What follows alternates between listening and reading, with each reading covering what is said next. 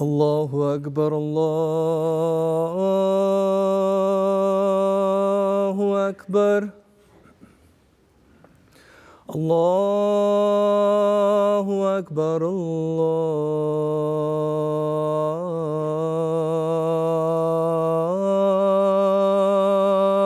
الله أكبر أشهد أن لا إله إلا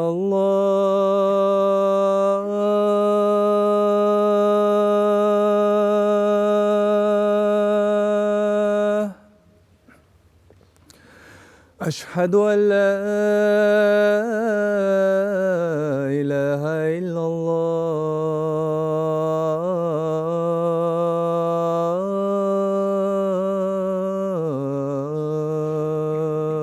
الله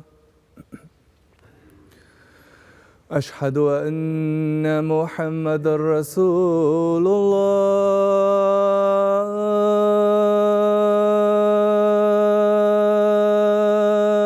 الله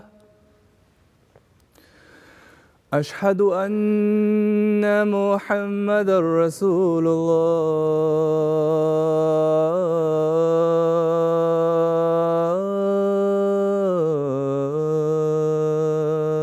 الله حي على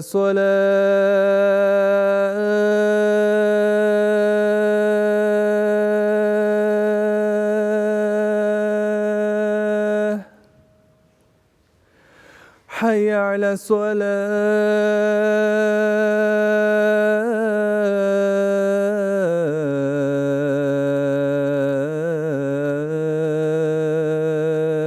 الصلاة حي على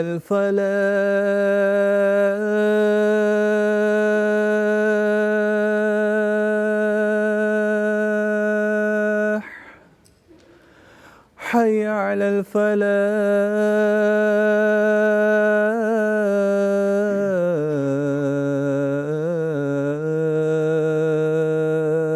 الفلاح الله أكبر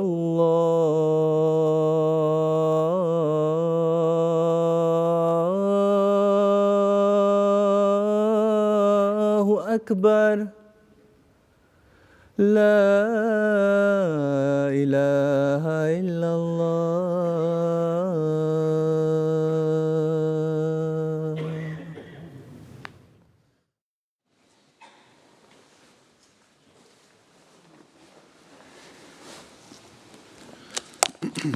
السلام عليكم ورحمة الله.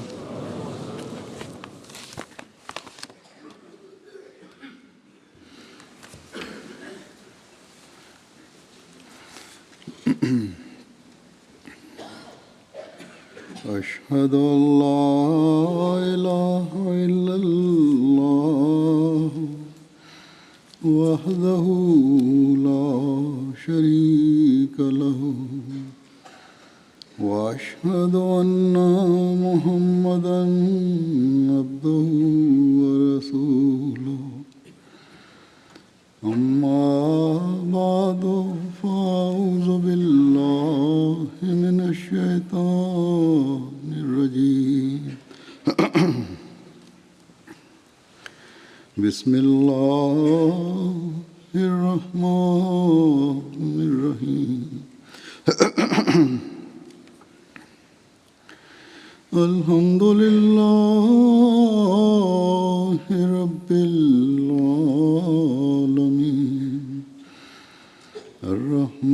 الرحمن الرحيم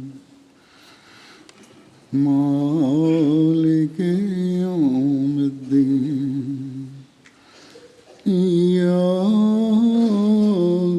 نعبد وإياك نستعين اهدنا الصراط المستقيم صراط الذين أنعمت عليهم غير المغضوب المغضوب عليهم ولا الضالين.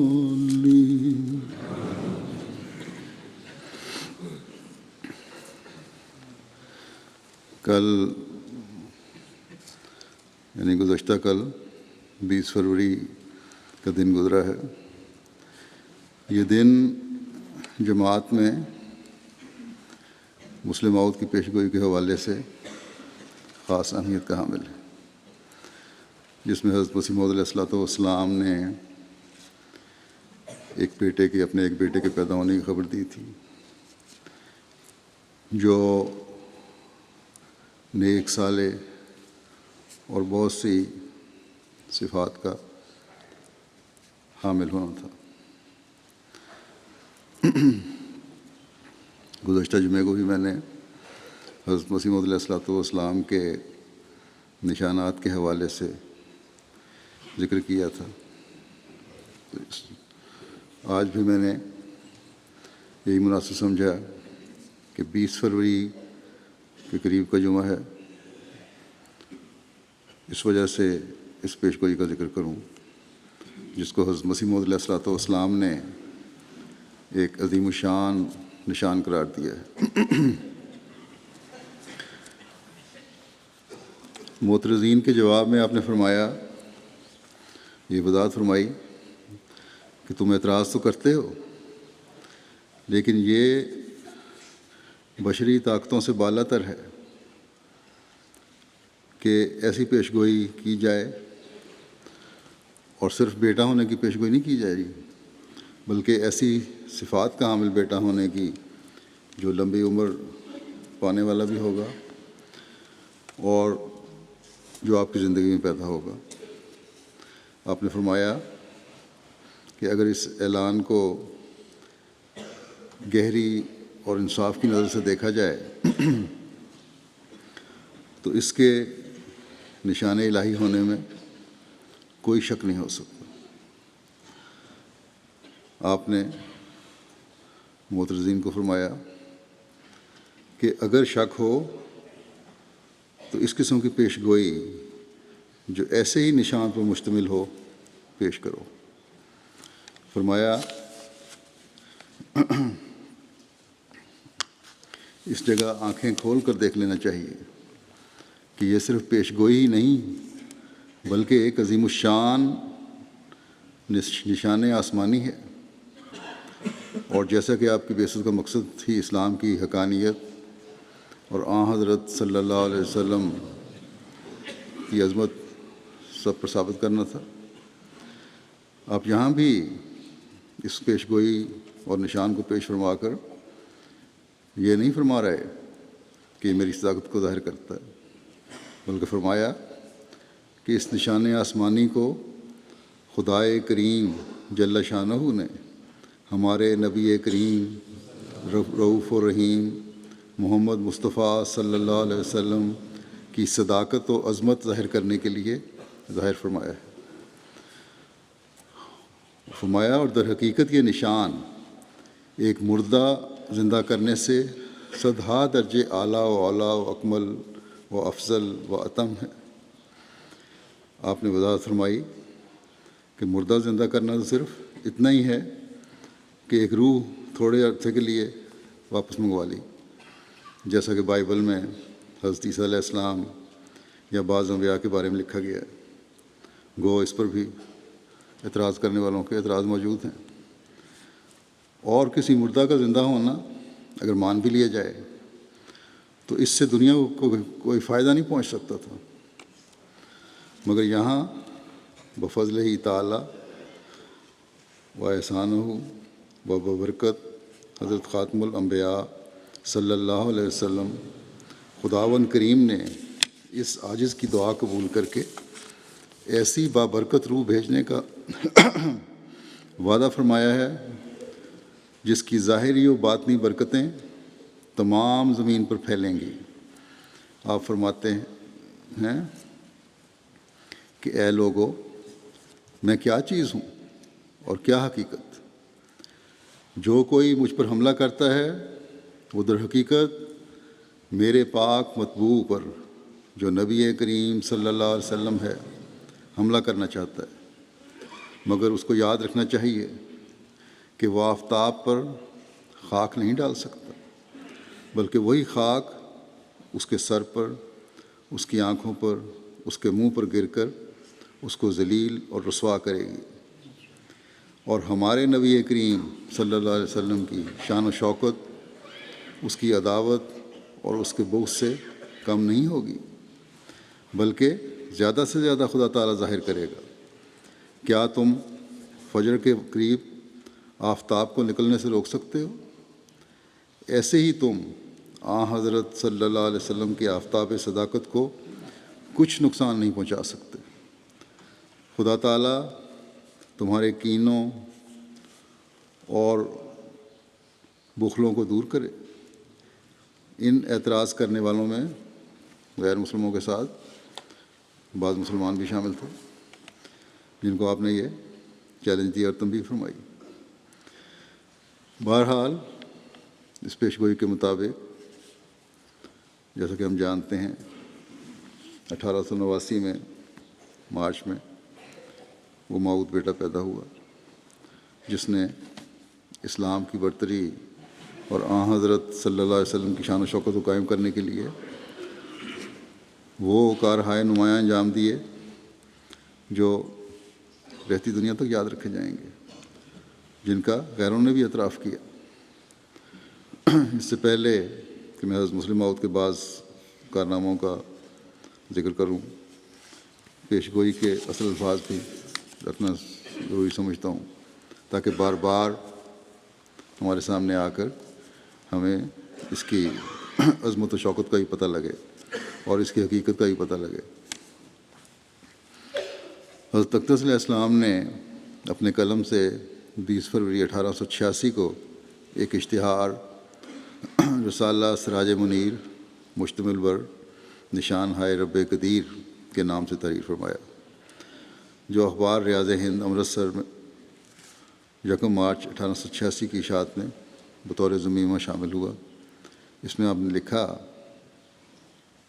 کہ ان ہر سے قسم کی پیش گوئیوں میں سے جو انشاءاللہ رسالے میں وابستہ تمام درج ہوں گی، یعنی تمام تفصیلات کے ساتھ درج ہوں گی، پہلی پیش گوئی جو خود اس آخر سے متعلق ہے، آج 20 فروری 86 عیسوی میں، جو مطابق 15 جمادی الاول ہے، برعایت ایجاز و اختصار، یعنی مختصر مضمون بیان کرتے ہوئے کلمات الہیہ نمونہ کے طور پر لکھی جاتی ہیں اور مفصل رسالے میں مندرج ہوگی انشاءاللہ تعالی۔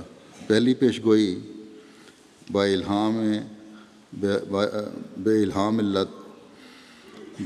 اللہ تعالی و علامہ عز و جل، خدائے رحیم و بزرگ و برتر نے جو ہر یک چیز پر قادر ہے، جل شانہ و عز اسمہ، مجھ کو اپنے الہام سے مخاطب کر کے فرمایا کہ میں تجھے ایک رحمت کا نشان دیتا ہوں، اسی کے موافق جو تو نے مجھ سے مانگا، سو میں نے تیرے تضرعات کو سنا اور تیری دعاؤں کو اپنی رحمت سے بپایا قبولیت جگہ دی، اور تیرے سفر کو جو ہوشیار پور اور لدھیانے کا سفر ہے تیرے لیے مبارک کر دیا، سو قدرت اور رحمت اور قربت کا نشان تجھے دیا جاتا ہے،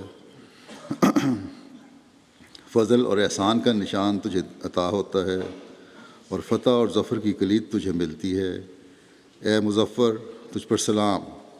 خدا نے یہ کہا تا وہ جو زندگی کے خواہاں ہیں موت کے پنجے سے نجات پاویں، اور وہ جو قبروں میں دبے پڑے ہیں باہر آویں، اور تا دین اسلام کا شرف اور کلام اللہ کا مرتبہ لوگوں پر ظاہر ہو، اور تا حق اپنی تمام برکتوں کے ساتھ آ جائے اور باطل اپنی تمام نحوستوں کے ساتھ بھاگ جائے، اور تا لوگ سمجھیں کہ میں قادر ہوں، جو چاہتا ہوں کرتا ہوں، اور تا وہ یقین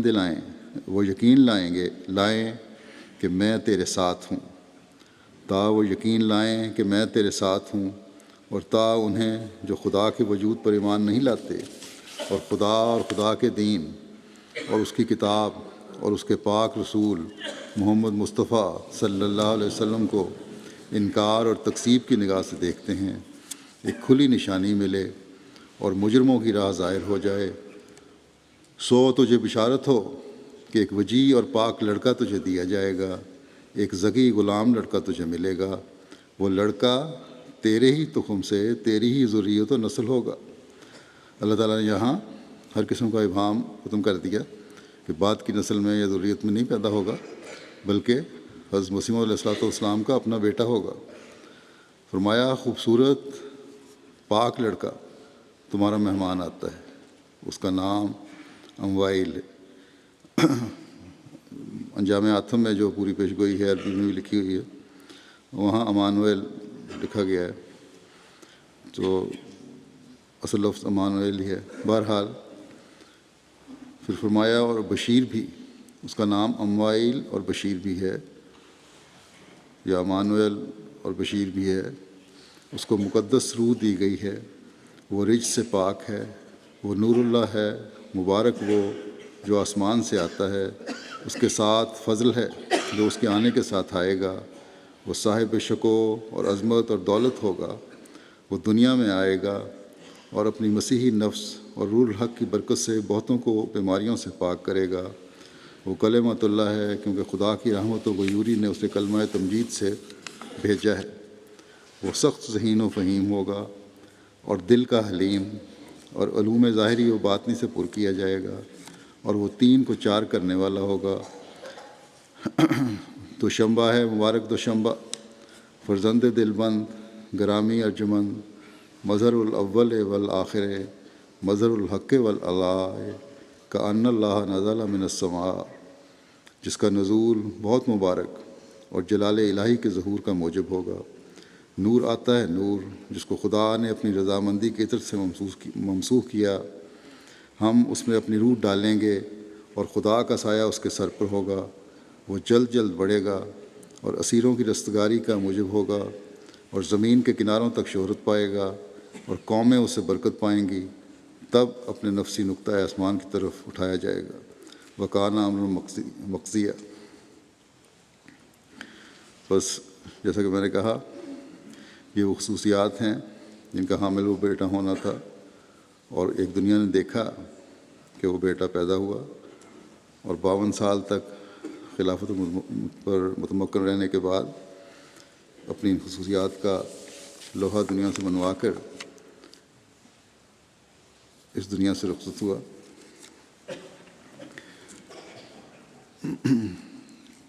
اگر ان خصوصیات کی گہرائی میں جا کر دیکھیں اور حضرت خلیفۃ المسیح ثانی حضرت مرزا بشیر الدین محمود احمد المصلح الموعود کی زندگی کا جائزہ لیا جائے، تو اس کے لیے کئی کتابیں لکھنے کی ضرورت ہے۔ کسی خطبے میں یا کسی تقریر میں حضرت مسلم موعود کی زندگی اور آپ کے کارناموں کا احاطہ نہیں کیا جا سکتا۔ جماعت میں اس حوالے سے ہر سال 20 فروری کو جلسے منعقد کیے جاتے ہیں، اور مقررین اور علماء اپنے اپنے ذوق اور علم کے مطابق اس مضمون کو بیان کرتے ہیں۔ میں بھی کئی مرتبہ اس مضمون کو بیان کر چکا ہوں۔ حضرت خطیب مسیح ثالث اور حضرت خطیب مسیح رابع بھی بیان کر چکے ہیں، لیکن ہم نہیں کہہ سکتے کہ حضرت مسلم موعود کی زندگی اور اس پیشگوئی کا مکمل احاطہ ہو گیا یا ہر ایک کو سمجھ آ گئی۔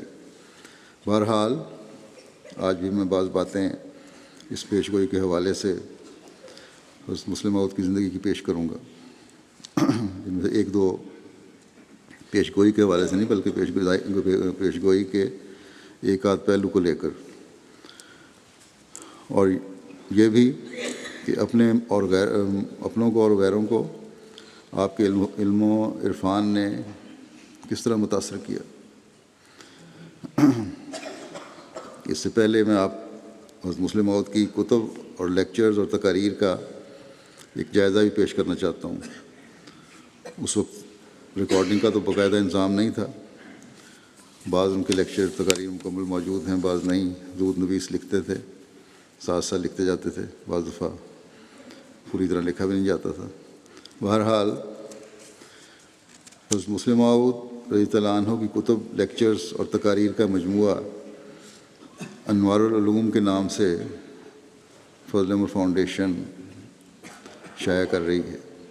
اس وقت تک انوار العلوم کی 24 جلدیں شائع ہو چکی ہیں، اور ان جلدوں میں آپ کے کل 633 لیکچر اور تقاریر اور کتب آ چکی ہیں، اور فضل عمر فاؤنڈیشن کی اسکیم ہے، اندازہ ہے ان کا کہ 32 جلدیں شائع ہوں گی، اور اس طرح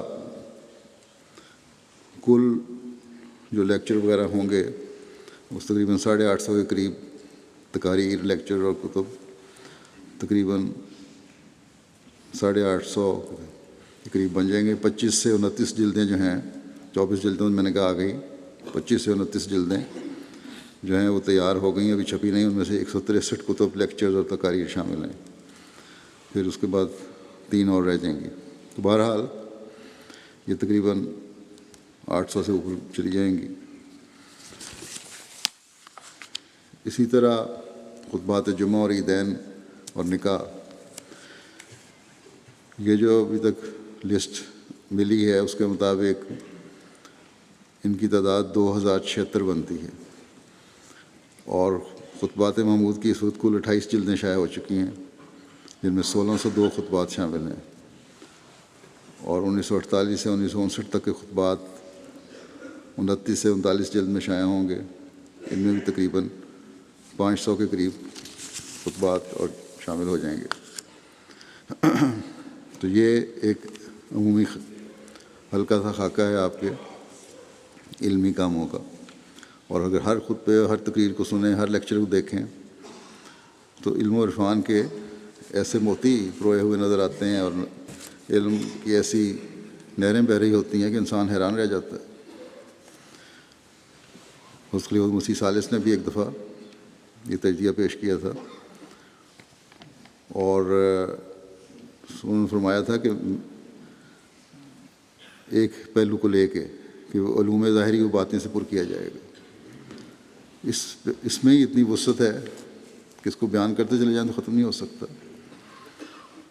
بہرحال اس سلسلے میں حضرت خلیفہ مسیح ثالث نے فرمایا تھا کہ اس سلسلے میں حضور کی ایک کتاب تو تفسیر کبیر ہے، جو خود اتنی عجیب تفسیر ہے کہ جس شخص نے بھی غور سے اس کے کسی ایک حصے کو پڑھا ہوگا یہ بات تسلیم کرنے پر مجبور ہوگا کہ اگر دنیا میں کوئی خدا رسیدہ بزرگ پیدا ہوتا اور وہ صرف یہ حصہ قرآن کریم کا تفسیری نوٹوں کے ساتھ شائع کر دیتا تو یہ اس کو دنیا کی نگاہ میں بزرگ ترین انسانوں میں سے ایک انسان بنانے کے لیے کافی تھا۔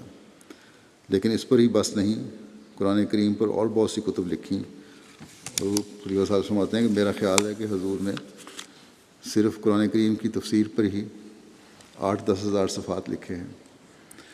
اس وقت جو چھپی ہوئی صورت میں ہیں 10 جلدیں تفسیر کبیر کی، وہ تقریباً 6000 صفحات بنتے ہیں۔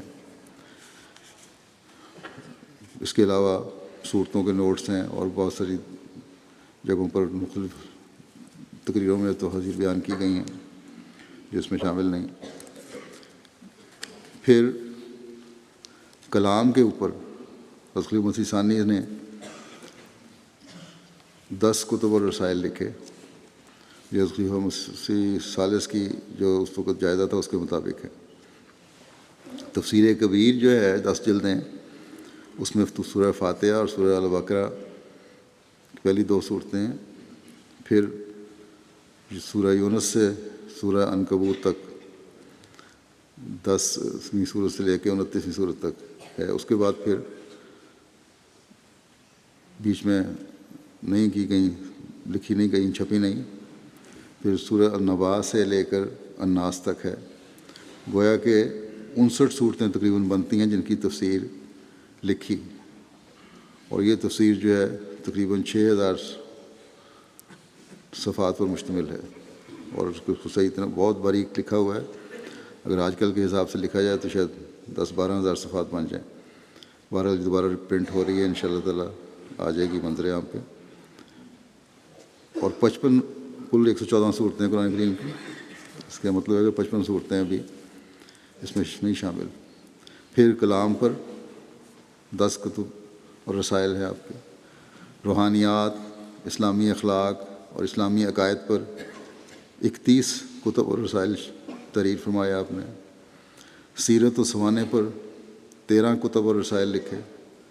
تاریخ پر 4 کتب اور رسائل لکھے. فقہ پر 3 کتب اور رسائل لکھے. سیاسیات قبل از تقسیم ہند 25 کتب اور رسائل. سیاسیات بعد از تقسیم ہند قیام پاکستان 9 کتب اور رسائل. سیاست کشمیر 15 کتب اور رسائل. پھر تحریک احمدیت کے مخصوص مسائل و تحریکات پر تقریباً 100 کتب و رسائل. اس کے علاوہ بے شمار اور مضامین ہیں، جیسا کہ میں نے بیان کی تفسیر کہ یہ سینکڑوں میں چلی جاتی ہے، تقریباً 800 سے اوپر چلی جائے گی.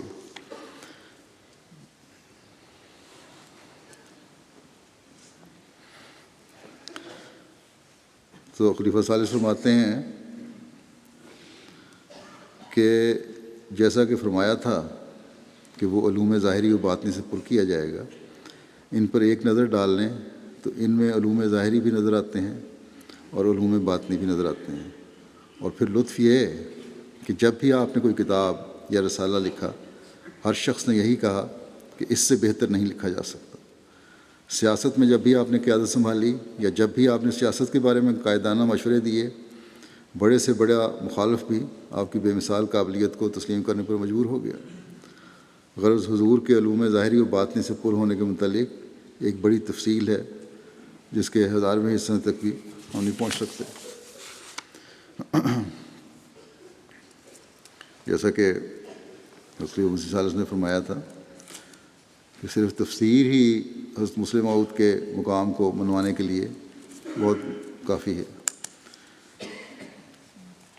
یقیناً ان تفاسیر نے جو قرآن کریم کو سمجھنے کا نیا انداز اور علوم و معارف کے گہرے راز کھولے ہیں، وہ ہمیشہ حضرت مسلم موعود رضی اللہ عنہ کا حصہ رہیں گے. اس وقت میں آپ کی تفاسیر پر بعض غیروں کے تبصرے پیش کرتا ہوں. علامہ نیاز فتح پوری صاحب حضرت مسلم موعود کو اپنے ایک خط میں لکھتے ہیں کہ تفسیر کبیر جلد سوم آج میرے سامنے ہے. یہ احمدی نہیں تھے اور میں اسے بڑی نگاہ غائر سے دیکھ رہا ہوں. اس میں شک نہیں کہ مطالعہ قرآن کا ایک بالکل نیا زاویہ فکر آپ نے پیدا کیا ہے، اور یہ تفسیر اپنی نوعیت کے لحاظ سے بالکل پہلی تفسیر ہے جس میں عقل و نقل کو بڑے حسن سے ہم آہنگ دکھایا گیا ہے. آپ کی تباہر علمی، آپ کی وسعت نظر، آپ کی غیر معمولی فکر و فراست، آپ کا حسن استدلال اس کے ایک ایک لفظ سے نمایاں ہے. اور مجھے افسوس ہے کہ میں کیوں اس وقت تک بے خبر رہا. کاش کہ میں اس کی تمام جلدیں دیکھ سکتا. کل سورہ ہود کی تفسیر میں حضرت لوط پر آپ کے خیالات معلوم کر کے جی پھڑک گیا اور بے اختیار یہ لکھنے پر مجبور ہو گیا کہ آپ نے ہاؤلائے بناتی کی تفسیر کرتے ہوئے مفسرین سے جدا بحث کا جو پہلو اختیار کیا ہے، اس کی داد دینا میرے امکان میں نہیں. خدا آپ کو تا دیر سلامت رکھے. یہ اس وقت انہوں نے دعا دی. پھر علامہ نیاز فتح پوری صاحب بھی ایک دوسرے خط میں لکھتے ہیں تفسیر کبیر برابر پیش نظر رہی اور رات کو تو بالالتزام اسے دیکھتا ہوں. میں نے اسے کیسا پایا؟ یہ بڑی تفصیل طلب بات ہے، لیکن مختصر یوں سمجھ لیجئے کہ میرے نزدیک یہ اردو میں بالکل پہلی تفسیر ہے جو بڑی حد تک ذہن انسانی کو مطمئن کر سکتی ہے. اس میں شک نہیں کہ آپ کے ادارے نے اس تفسیر کے ذریعے سے جو خدمت اسلام کی انجام دی ہے وہ اتنی بلند ہے کہ آپ کے مخالف بھی اس کا انکار نہیں کر سکتے. جناب اختر انوری صاحب MS صدر شعبہ اردو پٹنہ یونیورسٹی، پروفیسر عبد المنان بیدل صاحب سابق صدر شعبہ فارسی پٹنہ کالج کی تفسیر کے بارے میں اپنا ایک چشمدید واقعہ بیان کرتے ہیں. کہتے ہیں کہ میں نے یکے بعد دیگرے حضرت خلیفۃ مسیح ثانی کی تفسیر کبیر کی چند جلدیں پروفیسر عبدالمنان بیدل سابق صدر شعبہ فارسی پٹنہ کالج پٹنہ اور حال پرنسپل شبینہ کالج پٹنہ کی خدمت میں پیش کیں، اور وہ ان تفسیروں کو پڑھ کر اتنے متاثر ہوئے کہ انہوں نے مدرسہ عربیہ شمس الہدا پٹنہ کے شیوخ کو بھی تفسیر کی بعض جلدیں پڑھنے کے لیے دیں، اور ایک دن کئی شیوخ کو بلوا کر انہوں نے ان کے خیالات دریافت کیے. ایک شیخ نے کہا کہ فارسی تفسیروں میں ایسی تفسیر نہیں ملتی. پروفیسر عبدالمنان صاحب نے پوچھا کہ عربی تفسیروں کے متعلق کیا خیال ہے؟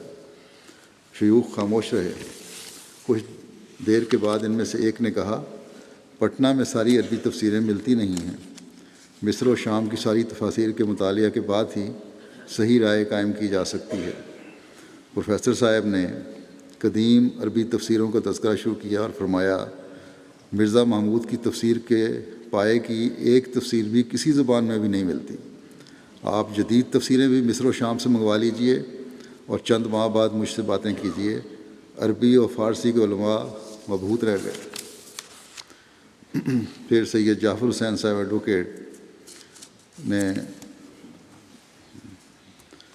مختصر مکتوب ایک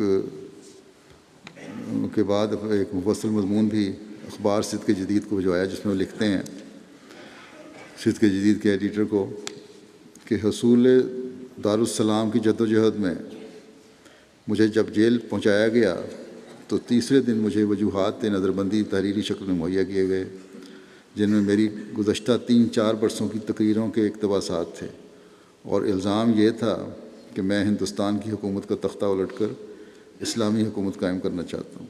میں حیران تھا کہ مجھ جیسا چھوٹا آدمی اور یہ پہاڑ جیسا الزام، لیکن مجھے آہستہ آہستہ محسوس ہوا کہ میری تقریروں سے کچھ ایسا ہی مفہوم اخذ کیا جا سکتا ہے. میں نے آپ سے عرض کیا تھا کہ میں بھٹکا ہوا مسافر تھا جس کی منزل تو متعین تھی لیکن راستے کا پتہ نہ تھا. مسلمانوں کی انجمن اتحاد المسلمین ہو یا کوئی اور جماعت، ان سب کی حالت یہی ہے. کہتے ہیں دوسرے دن میں نے تفسیر کبیر کا مطالعہ شروع کیا جو ان کے ایک دوست نے دی تھی اس جیل میں، جو میں اپنے ساتھ لے کر گیا تھا. تو مجھے اس تفسیر میں زندگی سے معمور اسلام نظر آیا. یہ احمدی نہیں تھے، اس میں وہ سب کچھ تھا جس کی مجھ کو تلاش تھی. تفسیر کبیر پڑھ کر میں قرآن کریم سے پہلی دفعہ روشناس ہوا، جیسا کہ آپ نے ارشاد فرمایا. ان کو لکھ رہے ہیں، اپنا مسلک چھوڑ کر احمدیہ جیسی جماعت میں داخل ہونا جس کو تمام علماء اسلام نے ایک ہوا بنا رکھا ہے، کچھ معمولی بات نہیں. لیکن حق کے کھل جانے کے بعد یہاں خطرات کی پرواہ بھی کسی کو نہ تھی. تاہم سجدے میں گر کر شب و روز میں نے دعائیں شروع کیں کہ یا اللہ مجھے صراط المستقیم دکھا. کئی ماہ اس حالت میں گزر گئے. میں آپ کو یقین دلاتا ہوں کہ میری سجدہ کی زمین آنسوؤں سے تر ہو جاتی تھی. مجھے یقین ہے کہ میری دعائیں قبول ہوئیں کیونکہ احمدیت کو سچا سمجھنے کے عقیدے میں مستحکم ہو گیا. اور قادیان سے حضرت میاں وسیم احمد صاحب کی خدمت میں ایک خط کے ذریعے سے میں نے درخواست کی کہ میں بیعت کرنا چاہتا ہوں. پھر کہتے ہیں کہ میری قید کا بڑا حصہ سکندر آباد جیل میں گزرا. وہاں کے جیلر ایک مسلمان اور علم دوست بھی تھے. قیدیوں کی پوری خط و کتابت ان لوگوں کے علم میں رہتی ہے کیونکہ ان کے دستخط کے بعد ہی قیدیوں کے خطوط روانہ یا حوالے ہوتے ہیں. اگرچہ یہ بات کچھ اچھی نہ تھی لیکن جرت کی کمی کی باعث میری یہ کوشش رہتی تھی کہ قادیان کو لکھے ہوئے میرے خطوط حکام جیل کے علم میں نہ آنے پائیں. مجلس اتحاد المسلمین حیدرآباد ایک بڑی ہی لذیذ جماعت ہے. یہ انڈیا کے حیدرآباد ہے. جیل کا عملہ جمعیت حتیٰ کہ جیل کے سارے ہی قیدی مجھ سے بڑی محبت اور عقیدت سے پیش آتے تھے. اس جو تنظیم تھی اس کی وجہ سے. تو کہتے ہیں اگرچہ پہرے داروں کے سوا مجھ سے کوئی نہ مل سکتا تھا، ان وجوہ سے حکام کے علم میں آئے بغیر میرے خطوط قادیان کو پوسٹ ہو جاتے تھے. لیکن جو خط قادیان سے آتا تھا وہ بہر صورت جیلر کے علم میں آنا ضروری تھا. جب قادیان سے بیعت کا فارم آیا تو جیل میں بڑی گڑبڑ ہوئی. راز باقی نہ رہ سکا۔ کہتے ہیں آخر جیلر میرے پاس آئے اور میرا خط ماں بیت فارم کے ان کے پاس تھا۔ مجھ سے بڑی ہی ہمدردانہ گفتگو کی کہ یہ آپ کیا کر رہے ہیں، قرآن کی اس تفسیر کو چھوڑیے، میں آپ کو مولانا ابوالکلام آزاد اور مولانا مودودی کی تفسیر قرآن دیتا ہوں، آپ کے خیالات ٹھیک ہو جائیں گے۔ چنانچہ انہوں نے وہ دونوں تفسیریں لا دیں جو اصل میں ترجمہ تھے اور کہیں کہیں تفسیر تھی۔ بیت کا فارم تکمیل کر کے بھیجنے سے قبل میں نے ان دونوں تفاسیر کا مطالعہ کیا۔ تفسیر کبیر کے طالب علم میں اتنی اہلیت پیدا ہو جاتی ہے کہ وہ دیگر تمام تفاسیر پر تنقید کر سکے۔ چنانچہ میں نے جیلر صاحب کو بتلایا کہ ان دونوں تفاسیر میں کون کون سے مقامات مبہم ہیں، کہاں کہاں ترجمے کی غلطی ہے، کہاں کہاں معنی محدود ہیں۔ مجھے ایسا کرنے میں آسانی اس لیے ہوئی کہ تفسیر کبیر میں لغت قرآن بھی موجود ہے، لا یمسہ الا المطہرون، صرف مطہر لوگ ہی قرآن کریم کے مطالب کو سمجھ سکیں گے۔ تو کہتے ہیں یہ تفصیل میں اس لیے لکھی ہے کہ مجھ پر سے یہ الزام دور ہو جائے کہ میں نے بیت میں اجرت کی۔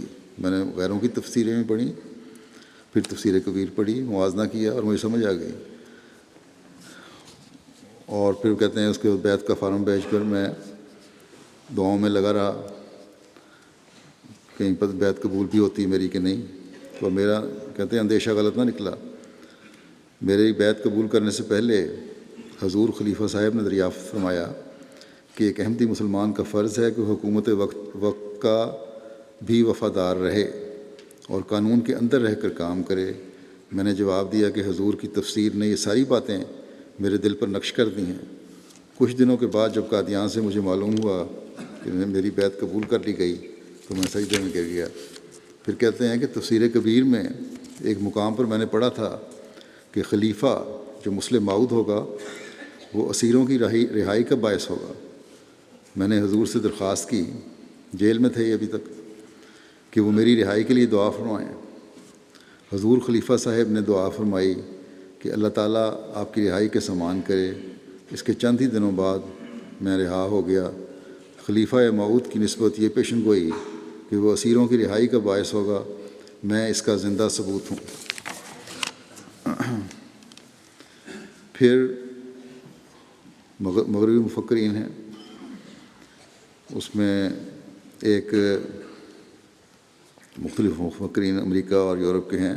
اس وقت میں ایک مثال پیش کرتا ہوں۔ A.J. آربری ہیں جو برطانوی مستشرق ہیں، عربی فارسی اسلامیات کے اسکالر ہیں۔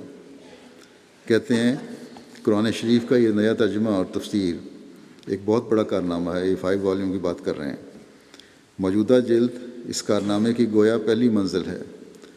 کوئی 15 سال کا عرصہ ہوا جماعت احمدیہ قادیان کے محقق علماء نے یہ عظیم الشان کام شروع کیا، اور کام حضرت مرزا بشیر الدین محمود احمد کے حوصلہ افزا قیادت میں ہوتا رہا۔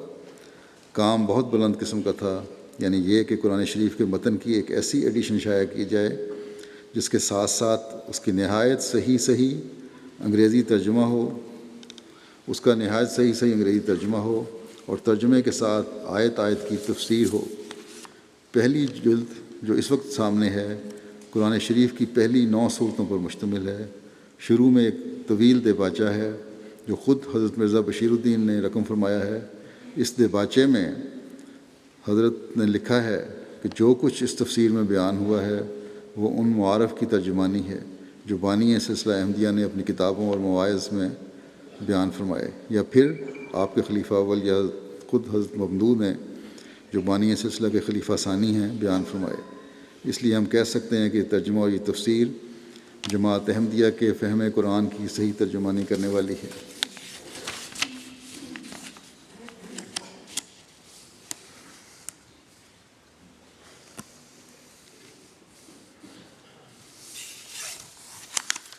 پھر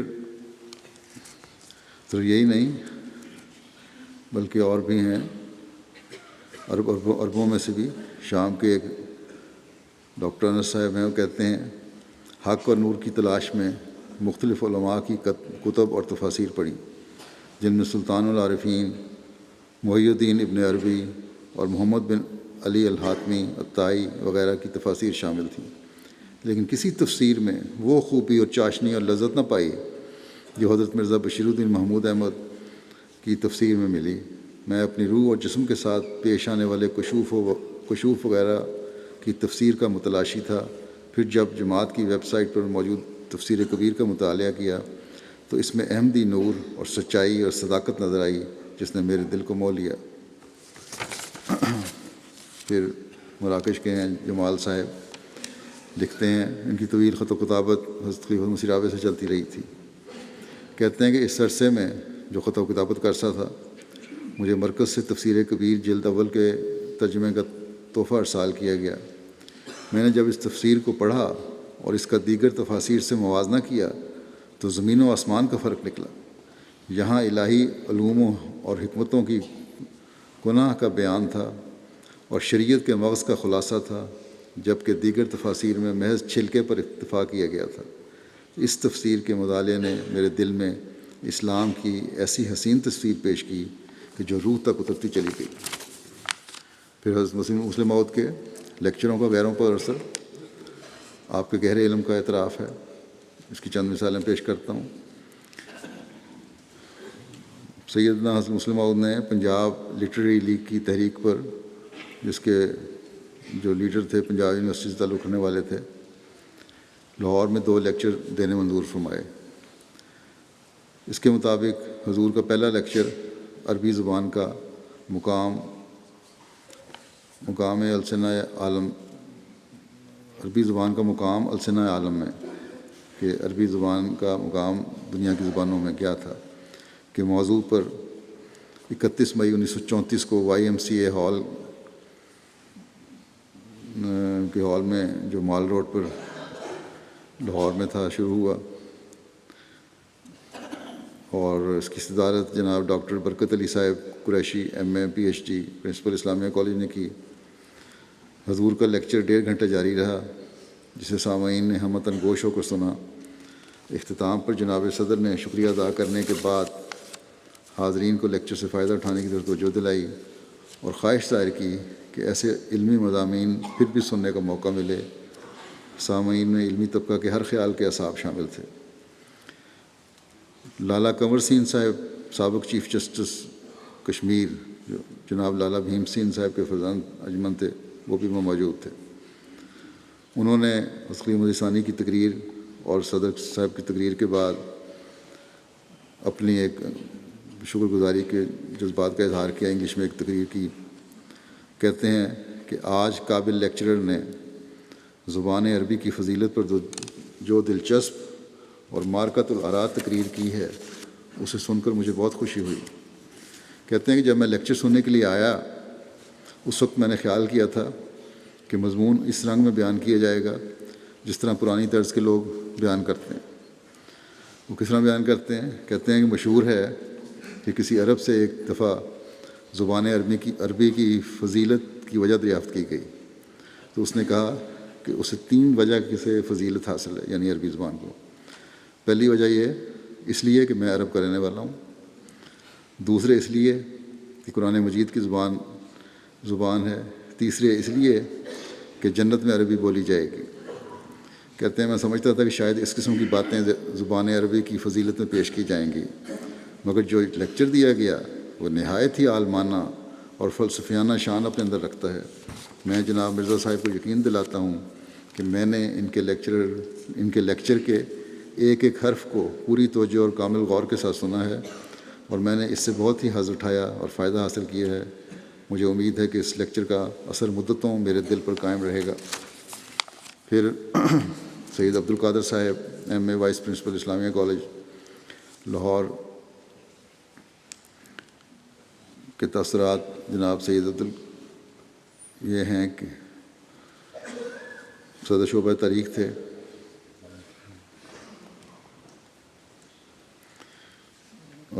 اسلامیہ کالج نے اسلام اور اشتراکیت، اسلام اور کمیونزم کے عنوان پر اخبار سن رائز لاہور میں ایک نوٹ دیا جس کا ایک حصہ درج کیا جاتا ہے۔ کہتے ہیں کہ اسلام کا اقتصادی نظام اور کمیونزم کے موضوع پر مرزا بشیر الدین محمود احمد صاحب امام جماعت احمدیہ کا لیکچر سننے کا مجھے بھی فخر حاصل ہوا۔ یہ لیکچر بھی آپ کے دوسرے لیکچروں کی طرح جو مجھے سننے کا اتفاق ہوا ہے، عالمانہ خیالات میں جلا پیدا کر دینے والا اور پر از معلومات تھا۔ مرزا صاحب خدا داد قابلیت کے مالک ہیں اور اس موضوع کے ہر پہلو پر آپ کو پورا عبور حاصل ہے۔ اس وجہ سے آپ کے خیالات اس بات کے مستحق ہیں کہ ہم اس کو قدر کی نگاہ سے دیکھتے ہوئے ان پر توجہ کریں۔ بیرونی دنیا میں بھی اس کتاب کی تقسیم کی ضرورت ہے۔ عموماً یہ سمجھ لیا جاتا ہے کہ اسلام کے اقتصادی نظام کا نظریہ شاید مودودی صاحب نے پیش کیا تھا، حالانکہ اس سے بہت پہلے حضرت مسلم موعود رضی اللہ عنہ نے یہ بڑا عالمانہ قسم کی تقریر فرمائی تھی جو کتابی صورت میں شائع ہوئی ہے، اور اب اس کا انگلش میں ترجمہ بھی ہو گیا ہے۔ انگریزی دان جو احمدی ہیں ان کو بھی پڑھنا چاہیے، اور جو معاشیات میں دلچسپی رکھتے ہیں لوگ ان کو دینا بھی چاہیے۔ پھر لالا رام چند مچندہ صاحب کی صدارتی تقریر ہے اسلام کے اقتصادی نظام پر۔ کہتے ہیں کہ میں اپنے آپ کو بہت خوش قسمت سمجھتا ہوں کہ مجھے ایسی قیمتی تقریر سننے کا موقع ملا، اور مجھے اس بات سے خوشی ہے کہ تحریک احمدیت ترقی کر رہی ہے اور نمایاں ترقی کر رہی ہے۔ جو تقریر اس وقت آپ لوگوں نے سنی ہے اس کے اندر نہایت قیمتی اور نئی باتیں حضور نے بیان فرمائی ہیں۔ مجھے اس تقریر سے بہت فائدہ ہوا ہے۔ پھر کہتے ہیں کہ یہ میری غلطی تھی کہ اسلام صرف اپنے قوانین میں مسلمانوں کا ہی خیال رکھتا ہے، غیر مسلموں کا کوئی لحاظ نہیں رکھتا، مگر آج حضرت امام جماعت احمدیہ کی تقریر سے معلوم ہوا کہ اسلام تمام انسانوں میں مساوات کی تعلیم دیتا ہے، اور مجھے یہ سن کر بہت خوشی ہے۔ میں غیر مسلم دوستوں سے کہوں گا کہ اس قسم کے اسلام کی عزت و احترام کرنے میں آپ لوگوں کو کیا عذر ہے۔ پھر کہتے ہیں حضرت امام جماعت احمدیہ کا بار بار اور لاکھ شکر ادا کرتا ہوں کہ انہوں نے اپنی نہایت قیمتی معلومات سے تقریر سے ہمیں مستفید فرمایا۔ بس یہ صرف ایک پہلو کی جھلک ہے جو علوم ظاہری و باطنی سے پر ہونے کے بارے میں پیشگوئی میں درج ہے۔ اللہ تعالیٰ حضرت مسلم موعود نے علم و عرفان کا جو خزانہ ہمیں دیا ہے اس کو پڑھنے کی ہمیں توفیق بھی عطا فرمائے، اور جیسا کہ آپ کے مضامین کے عنوانات کی عمومی فہرست میں نے بتایا ہے، مختلف نوع کے مضامین ہیں۔ اللہ تعالیٰ ہمیں ان سے استفادہ بھی کرنے کی توفیق دے، اور ہم علم و عرفان اپنا بڑھانے والے ہوں۔ اس وقت میں ایک جنازہ بھی پڑھاؤں گا نمازوں کے بعد، جو حضرت مسلم موعود رضی اللہ عنہ کے ایک صاحبزادے کا ہے۔ یہ حضرت سارہ بیگم صاحبہ کے وطن سے پیدا ہوئے تھے اور جو بہار کی رہنے والی تھیں۔ ان کا نام حضرت مکرم صاحبزادہ مرزا حنیف احمد صاحب ہے، جو 17 فروری کو بوقت 9:30 بجے طاہر ہارٹ انسٹیٹیوٹ ربا میں 82 سال کی عمر میں انتقال کر گئے۔ انا للہ و انا الیہ راجعون۔ اور آپ میرے ماموں بھی تھے۔ 24 مارچ 1932 کو پیدا ہوئے تھے۔ حضرت مسلم موعود رضی اللہ عنہ نے اپنے تمام بیٹوں کی طرح آپ کو بھی بچپن میں وقف کیا ہوا تھا، اور اس لحاظ سے آپ کی تربیت اور تعلیم کے مراحل طے کرائے گئے تھے۔ آپ نے مدرسہ احمدیہ اور جامعۃ المبشرین قادیان میں دینی تعلیم حاصل کی، میٹرک پرائیویٹ پاس کیا، 1958 میں BA پاس کیا، لاہور لاء کالج سے 1962 میں اس شرط پر LLB کیا کہ اس کی پریکٹس نہیں کرنی۔ 1962 میں آپ خدمات سلسلہ کے لیے بیرون ملک تشریف لے گئے۔ 1962 سے 1969 تک بطور پرنسپل سیکنڈری اسکول سیرا لیون میں خدمت کی توفیق پائی۔ علمی شخصیت کے مالک تھے۔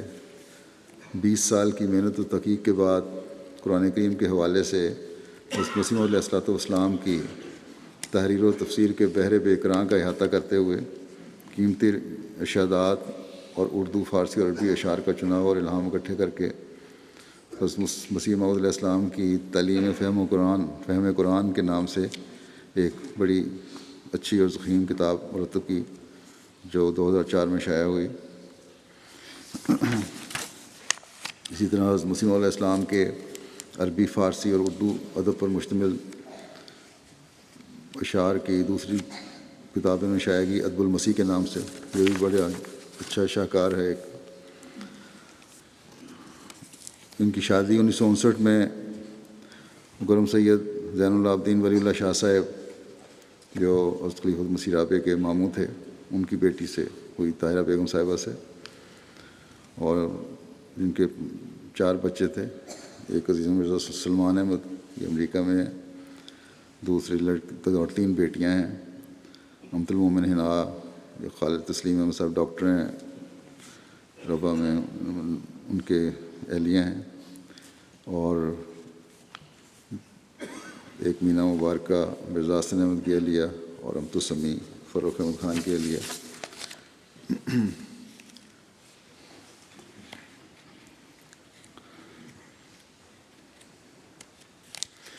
سیرا لیون میں جتنا عرصہ رہے ہیں، آپ کی اہلیہ بیان کرتی ہیں کہ بو شہر میں پہلی مرتبہ کسی اسکول میں سائنس بلاک کا قیام عمل میں آیا، جماعت کے اسکول میں، تو آپ کی اہلیہ کہتی ہیں کہ بہت محنت اور توجہ سے سارا دن کھڑے ہو کر اس بلاک کی تعمیر کروایا کرتے تھے۔ قمر سلیمان صاحب دورے پہ گئے تھے سیرا لیون، تو کہتے ہیں سیرا لیون کے لوگ ابھی تک صاحبزادہ صاحب کو بہت زیادہ یاد کرتے ہیں، یتیموں کی پرورش کا بھی خیال کرتے تھے، خاموشی سے ان کی مدد کرتے رہتے تھے، اپنے دوستوں کا بہت خیال رکھتے تھے، دوستی خوب نبھاتے تھے۔ اپنے ایک بہت قریبی اور ہر دل عزیز دوست کی وفات کے بعد اس کی اولاد جو بھی چھوٹی تھی ان کا بڑا خیال رکھا، ان کی شادیاں کروائیں اور دوستی کے رشتے کو بڑا نبھایا انہوں نے۔ حضرت مسلم موعود رضی اللہ عنہ کی اولاد میں سب سے زیادہ فارسی زبان پر آپ کو عبور حاصل تھا، فارسی بڑی اچھی ان کو آتی تھی۔ حضرت مسیح موعود کی کتب کا بڑا گہرا مطالعہ تھا آپ کی، اور اسی کی وجہ ہے کہ آپ نے فہم تعلیم القرآن جو کتاب لکھی ہے اس میں جب تک اچھی طرح مطالعہ نہ ہو لکھی نہیں جا سکتی۔ آپ کی اہلیہ نے بتایا کہ انہوں نے مجھے خود بتایا کہ بعض کتب یا شاید ساری کتب بہرحال 20-25 مرتبہ حضرت مسیح علیہ السلام کی انہوں نے پڑھی۔ قادیان سے بھی بڑی غیر معمولی محبت تھی، باوجود 2-4 سال سے ان کی صحت کافی خراب تھی، پھر بھی پچھلے 2 سال باقاعدگی سے قادیان جلسے پہ جاتے رہے۔ دعا پر بھی آپ کو بڑا یقین تھا۔ آپ کی بیٹی نے بتایا کہ انہوں نے کسی صحابی کا قصہ بیان کیا کہ انہوں نے خواب میں دیکھا کہ ان کے درجات بلند ہوتے جا رہے ہیں، اور وہ خیال کرتے ہیں کہ میرے تو ایسے اعمال نہ تھے۔ اس پر انہیں بتایا گیا کہ تو نے جو اپنی نیک اولاد چھوڑی ہے وہ ہر وقت تیرے لیے دعا کرتی ہے، اور اس سے ہر روز تیرے درجے میں اضافہ ہوتا ہے۔ تو کہتے ہیں اپنے بچوں کو نصیحت کرتے تھے کہ میرے لیے دعا کرتے رہنا، اللہ کرے کہ ان کی اولاد ان نیکیوں پر قائم ہو جو حضرت مسلم موعود رضی اللہ عنہ نے اپنی اولاد اور اپنی جماعت کے لیے کی ہیں، اور جس طرح وہ دیکھنا چاہتے تھے۔ اس دعا کے مصداق بنے ہیں ان کے بچے بھی اور باقی افراد خاندان بھی اور جماعت کی، کہ اپنے مسلموں نے فرمایا تھا کہ بچوں کے بارے میں کہ ان کی اولادیں اور ان کی اولادیں ابد تک اللہ تعالیٰ سے دعا کی تھی کہ اب تک تیری امانت ہوں جس میں شیطان خیانت نہ کر سکے، اور دین کو دنیا پر مقدم کرنے والی ہوں۔ اللہ تعالیٰ محترم سیدنا مرزا حنیفہ صاحب سے مغفرت کا سلوک فرمائے، رحم کا سلوک فرمائے، آپ کے درجات بلند فرمائے، ان کے بچوں کو بھی حقیقت میں اس خون کا حق ادا کرنے کی توفیق عطا فرمائے جس کی طرف وہ منسوب ہوتے ہیں۔ مجھ سے بھی ان کا بہت گہرا تعلق تھا، پہلے بھی تھا، خلافت سے پہلے بھی، اور خلافت کے بعد تو یہ پیار کا تعلق بہت بڑھ گیا تھا، لیکن اس میں عاجزی اور اخلاص اور وفا کا بے انتہا اظہار تھا۔ اللہ تعالیٰ ان کے درجات بلند فرماتا رہے۔ اور ان کی اولاد کو بھی خلافت سے خاص تعلق رکھنے کی توفیق عطا فرمائے۔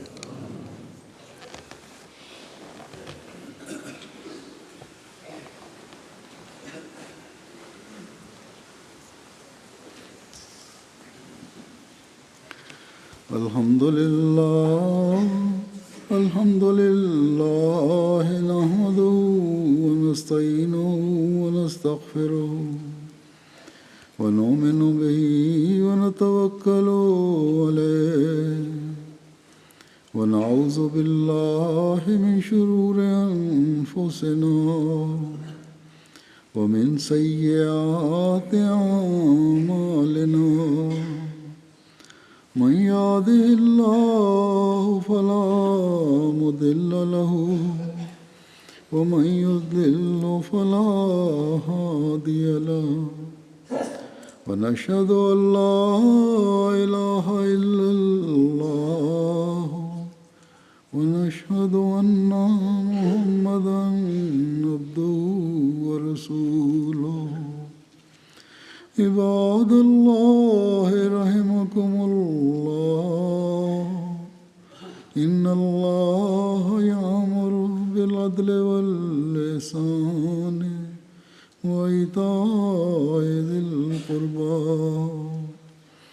وينهى عن الفحشاء والمنكر والبغي يعظكم لعلكم تذكرون اذكروا الله يذكركم وادعوه يستجب لكم ولذكر الله أكبر